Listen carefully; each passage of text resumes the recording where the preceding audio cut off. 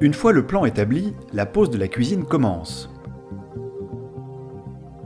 Il s'agit souvent de meubles sur 4 pieds que l'on dispose côte à côte en vérifiant le niveau.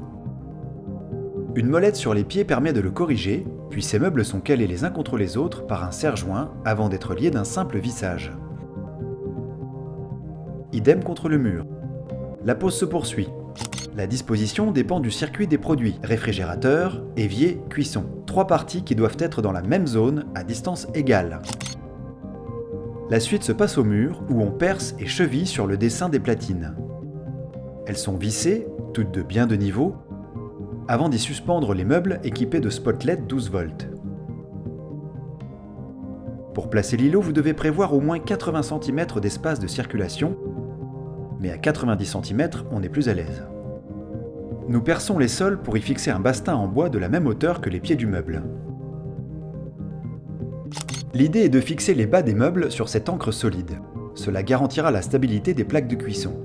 Dans notre cas, l'îlot s'appuie sur un mur sur lequel il est également vissé. Les meubles sont donc posés, vissés et habillés de bois. L'idée est d'y fixer une plaque vitrocéramique que nous posons à l'envers pour repérer son contour au crayon. À partir de ce trait, il faut en redessiner un 1 cm de plus à l'intérieur. C'est là que s'effectue la découpe à la scie sauteuse.